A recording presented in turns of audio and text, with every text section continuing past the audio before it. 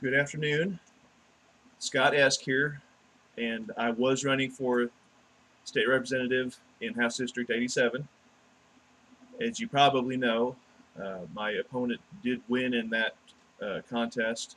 Uh, she got approximately 58% of the vote, if the vote is to be trusted, and I got 42%, again, if the vote is to be trusted. We've had some problems in Oklahoma uh, where canvassing has revealed some really big problems with elections, even here. And we do have a paper trail that where you can uh, go to the county and state election records and see actual paper ballots. That's a great thing right there. But we do have no excuse absentee balloting, where it's not as bad as the fraud states of Wisconsin, Michigan, Arizona, Georgia, etc., where people were getting ballots mailed out to them, whether they asked for them or not. You still are supposed to have to ask for an absentee ballot, but there's no condition placed upon it. I still think, and many legislators also believe, that you should have to either be debilitated to the point where you cannot physically go to the poll place to vote, or you're in the military, which of course also means that you're not debilitated, but you are physically not able to go to the polling place. You can't get leave just to vote and then come back. I think that's the case for most uh, people in the military. It's just not that easy to come back and vote if you're deployed overseas, for example.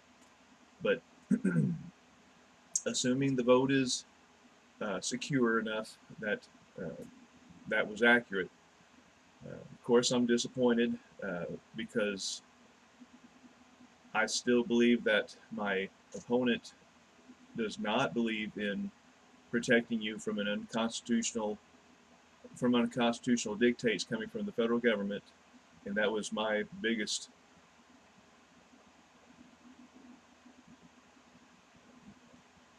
idea, was that we need to enforce the Constitution in Oklahoma.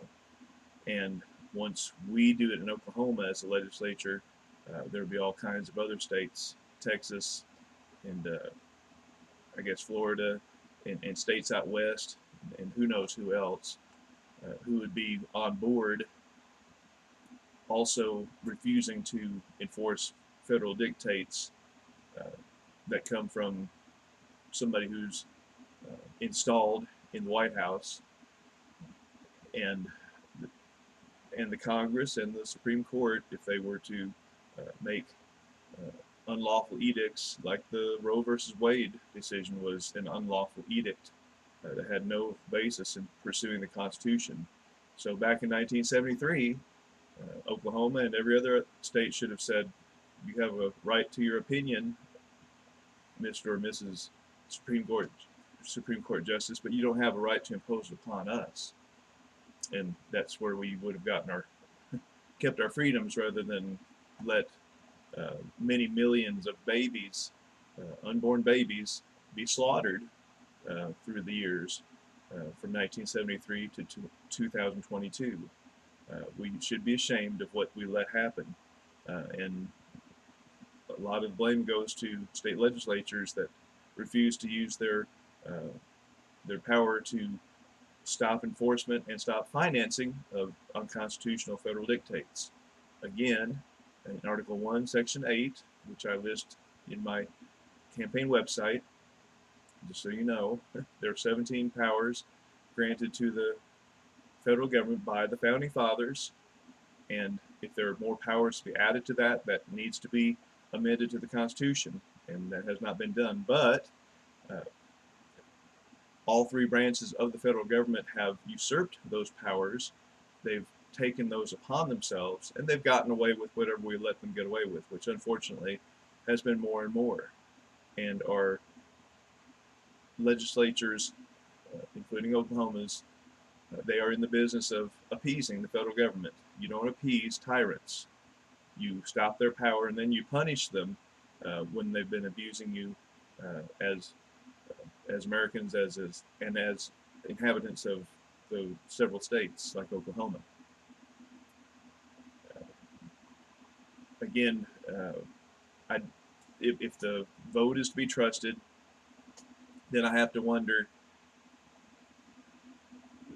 those who didn't vote for me, of course, voted for Gloria, were they, did they just see our position on issues and see that they liked hers better than mine? Again, I'd be disappointed if that was the case, even, because I think my positions were addressing a national emergency that we have, that I don't think Gloria intends to take on if she were to get past the general election. And I don't think she's going to, because I think she's going to see that the Democrat opponent is better at dirty tricks than she is.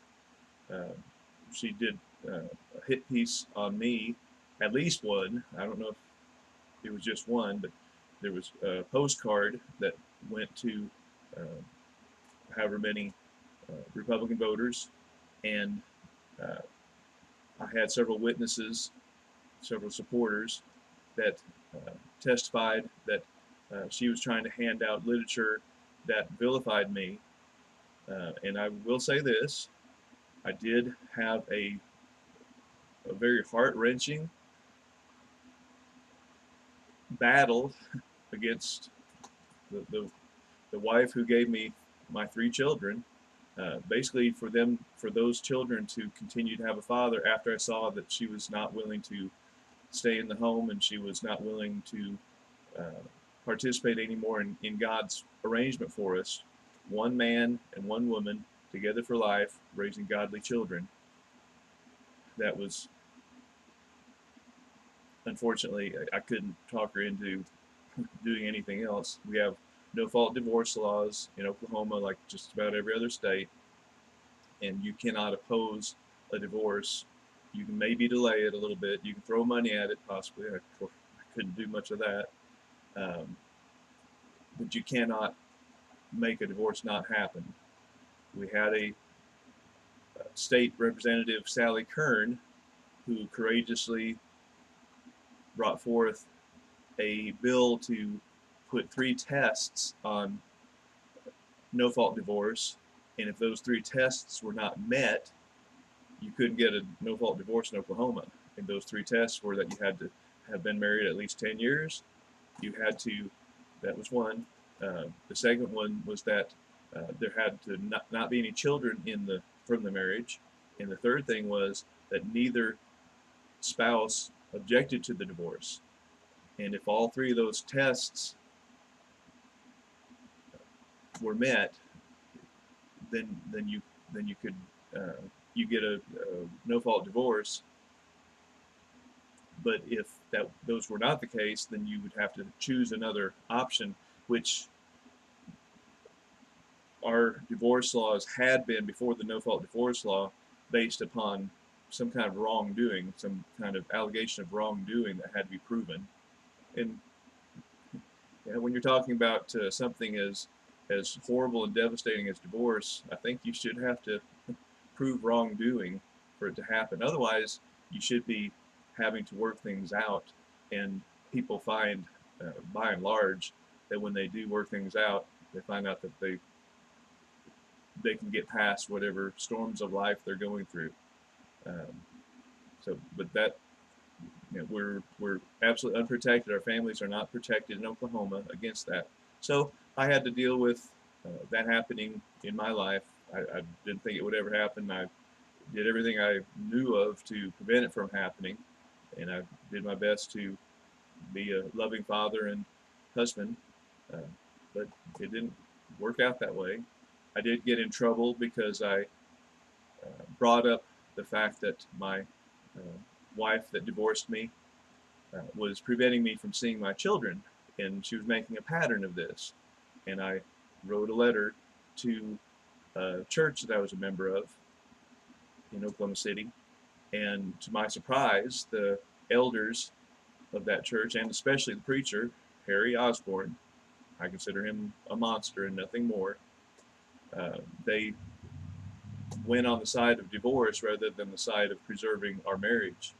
And this was shocking to me, and I found out I had to fight what they were doing as well as what my wife was doing to try to get tried to secure a father for our children after we raised them quite well for several years, 12 years before that.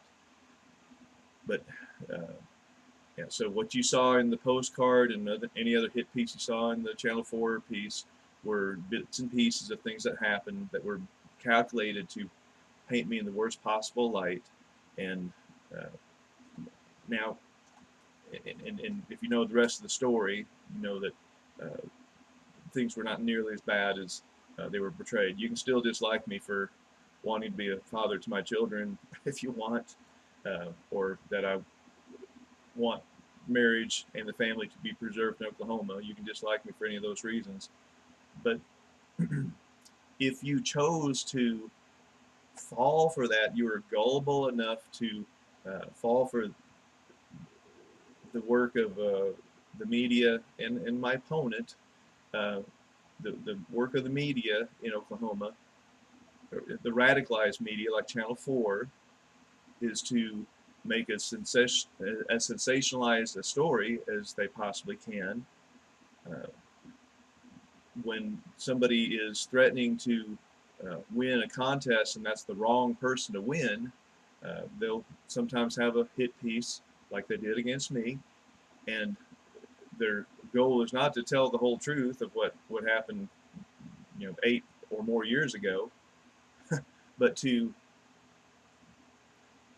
give a story that paints me in the worst possible light. And this was done not in the same way as me, but hit pieces were done against several other candidates. For one for state senator for sure.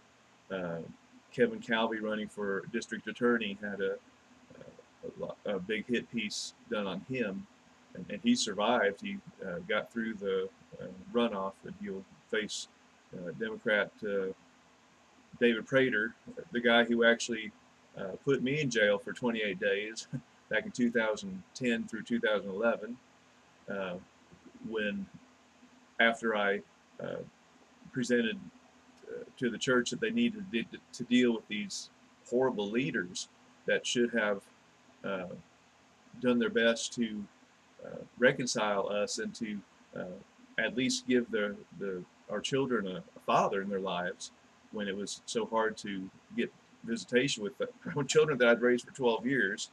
That was extremely frustrating.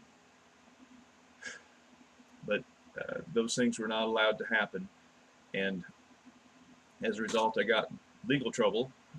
But the rest of the story that you don't hear from Gloria or from the radicalized media like Channel 4 is that I was exonerated from any wrongdoing. I was accused of making violent threats when I wrote a letter that didn't have any violent threats to the church, and the people in the church sadly did not remove the elders or the preacher from their midst as those who were against what the Bible teaches about marriage, and were working against our reconciliation and for their children to be raised with a father, which has very bad consequences when you have fatherless children, and I was mindful of that this whole time. But that was from over 8 years ago, and I also made some comments about homosexuality that were less than flattering, because the Bible is less than flattering towards that. But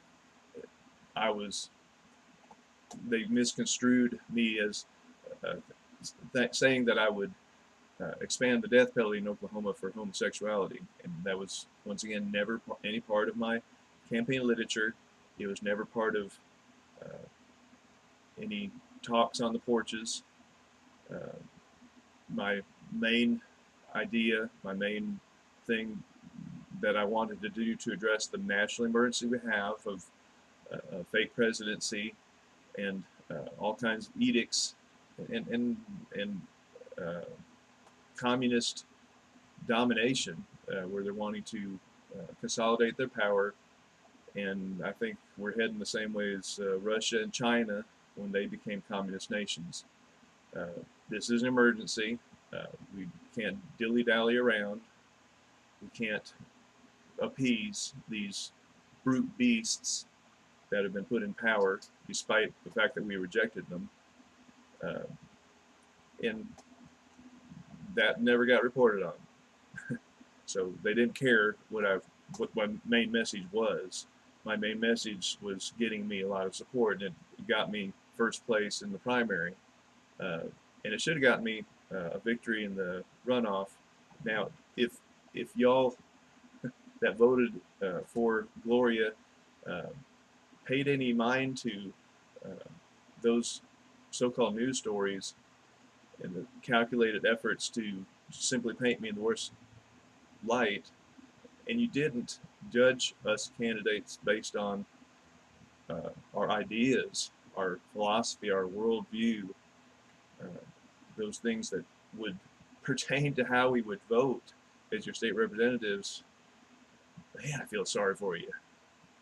That's a horrible way to go through life, uh, going on emotions and hearsay rather than uh, what you know to be true. I've been a constitutional activist for many, many years before I ran for state representative, both in 2014 and this last year. And there are many people who can vouch for the fact that I've been consistently looking for our state legislature and our Congress to stand for limited constitutional government, where we had a maximum of freedom, what we call ordered liberty, where you don't have anarchy, but you have the government only participating in securing life, liberty, and property, like the Founding Fathers so eloquently stated, much more eloquently than I can. I do want to look at on the hit piece that came out, this one right here. It does say, of course, it does say I was arrested on December 10th, 2010, but it doesn't say anything about 3 days before the trial that I was really looking forward to happening to show the world what crazy critters I was having to deal with in that church. And I'm not anti-church, by the way. I'm a member of a Church of Christ on the South Side presently, and I've been Christian since I was 16 when I was baptized into Christ. And as I put it, I never looked back. I'm not anti-church from this, but I am against those who abuse their power and don't operate like the Bible says they should, and then claim to be leaders of the church. But yeah, 3 days before that trial was to happen, the prosecution of all people quietly dismissed it. That's a pretty rare thing to happen, and I was disappointed that it didn't go on, because it would have vindicated me and made these other crazy critters look like the horrible excuse for leaders that they are. They've never repented of what they've done, and my children and my family have suffered greatly as a result. Um, Absolutely shame on them for acting the way they have, and then trying to present themselves as leaders of God's people. Um, it says here that I violate Oklahoma criminal laws and conduct unbecoming a state employee. Well, they were saying that I made violent threats when I distributed a letter that never had any violent threats. So I don't know anything else concerning criminal law that I was supposed to have been guilty of, but nobody ever pronounced me guilty of anything. So I always try to abide by the law. I feel sorry for people, and I have compassion on people who do their best to comply with the law, but the law is so complex and so punitive that it's very easy to become a lawbreaker or a criminal. People just trying to make their own livelihoods. But in any case, um, yeah, this had nothing to do with my case. And the hit piece said that I violated some kind of criminal law. Gloria or John Smith of 1320 Classroom Drive in Oklahoma City, or trying to remember her name, Claire Kennedy, are some of the people that were involved in the hit piece or distributing it. You all need to, the burden of proof is on you to show how I violated Oklahoma law in those things that happened so long ago. But now that my opponent is going on to face the Democrat and face the Democrats' dirty tricks, and maybe get a taste of her own medicine. We'll see what happens there. I don't plan on lifting a finger to support her. She has never repented of what she's done to me, libeling my good name. These are things that can be handled through the legal system. It's an expensive and long-lasting undertaking, and you always have to consider, is there time and money to devote to this, or is it just easier to go on with life and try to find fulfillment in your work and your friends? And I think I'm going to go that direction. But yeah, that doesn't make anything right, whether I oppose it legally or not. It's still a shameful way for a Republican to act towards another Republican, especially.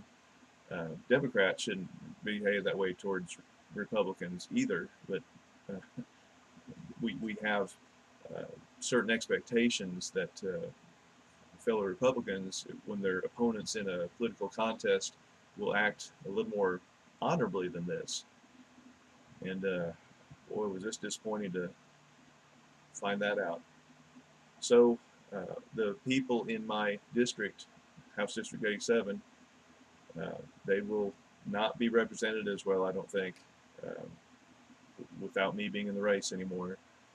And the worst thing is, there's a communist coup that we suffered on November 3rd of 2020, and it is consolidating its power, or they're trying to. We won't have any protection against that with either Gloria or Ellen Hefner, the Democrat that she'll be facing, that I know of. Gloria, prove me wrong if you have better ideas about that than I think you do. In the 1-minute speech that we both got to make at OPAC, you came out against state nullification, and you didn't present any other way to deal with federal overreach. State nullification is refusing to enforce unconstitutional dictates and defunding unconstitutional federal programs. And if you don't offer anything but complaints as a state legislator, then you're going to be like a lot of other people that are in the legislature, both Democrat and Republican, that don't produce any results. They fail to protect their constituents. And when you look at it, anybody who goes to the state legislature has to swear to uphold the Constitution. Well, if you refuse to uphold the Constitution by not protecting your constituents against unconstitutional dictates from whatever source, I'd say you're miserably failing in carrying out your oath of office, and you shouldn't be there. Other people should be there that are more conscientious about their job, just very frankly speaking. So, last thing, I would like to thank those who were very animated supporters, people that put up yard signs for me. I still have had many more yard signs put up than my opponent, and it served as a show of support in the yards. If you have a yard sign that you don't want to keep it, you want it thrown away, I'd like to get the metal part of those yard signs, and I'd like you to contact me if I'm not seeing you this week, so I'm picking those up, and I want to save the metal part for other worthy candidates. Kevin Calvey, there's a lady named Miriam Daly who's running for state senate. I think she is on board state nullification and protecting the constituents, and there was some overlap. I saw her signs in several of the yards I visited when I was walking the precincts for House District 87. So I think she's a good deal. But I'm very thankful for those who voted for me, and those that didn't vote for me just voted against me because they didn't think I had as good ideas or whatever. In whatever way, didn't think I would be as good a representative. You know, I respect that, but boy, if you fell for the media attack and Gloria's attack, you need to do some really serious thinking for the next election and be less distracted than that. We don't get good results when you're distracted from the issues. You need to be soberly thinking about the issues and what each representative will do to protect your freedoms. That should be the bottom line. And unfortunately, it's not with all too many voters. Can't really control that, but I can admonish voters to do a really good job of keeping up with the issues and how people vote once they get into office. Because we'll see how people vote compared to how they claim they would vote. See if they're really conservative like they say they are. And in all too many cases, we see Republican candidates get in the legislature and then turn out to be really horrible voters. And you can go to the OklahomaConstitution.com, that's the Oklahoma Constitution newspaper, and there is a conservative index rating. I think it's the best one that I've seen, where you can see how people vote once they get into office, and it can be surprising. We do have several people that voted 90 or 100% of the time for limited government and less taxation and things like that. So there are a few good people in there, but not enough. And I'm sorry that we didn't get another constitutionalist in this district. But Gloria, if you're listening and you want to prove me wrong, go for it. Meantime, we'll just figure out what to do after this. Thanks again to those who kept me in their prayers and supported me in so many good ways. And God bless you all in your efforts to keep America, Oklahoma especially, but America also, free.